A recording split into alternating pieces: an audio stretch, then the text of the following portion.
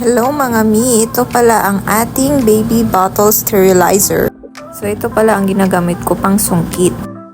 Dito pala sa itaas, dito natin ilalagay yung mga maliliit.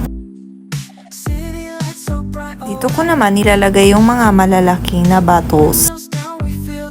Dito ko pala ilalagay yung tubig. Yan palang tinuturo ko.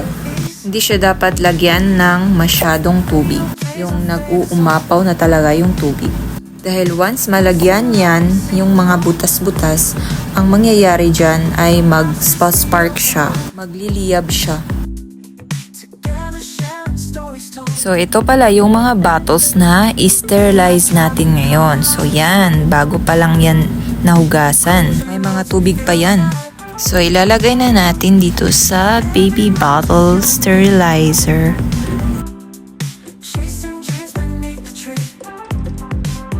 Ito palang mga maliliit, dito natin ilalagay.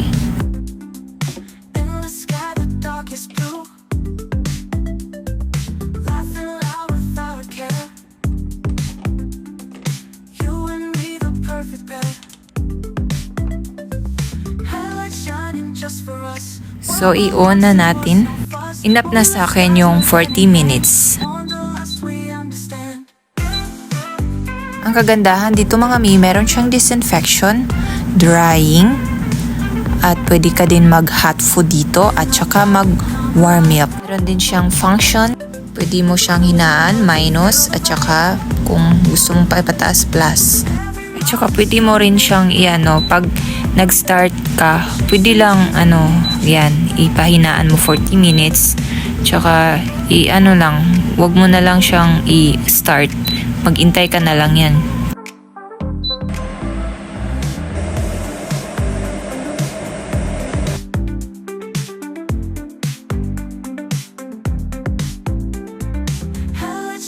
Just for us, world belongs to us, no fuss. Moonlit skies were hand in hand. Wanderlust we understand. Midnight drive, come alive. Come alive. Cruising roads, we feel the vibe. Cruising roads, we feel the vibe. Every mile, just you and me. You and me. Chasing dreams beneath the tree. Beneath the tree.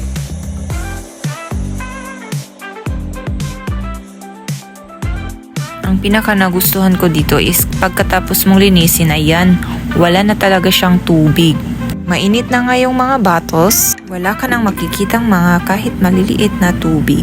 At ayan, malinis na yung mga bottles natin. So yan lang mga mi.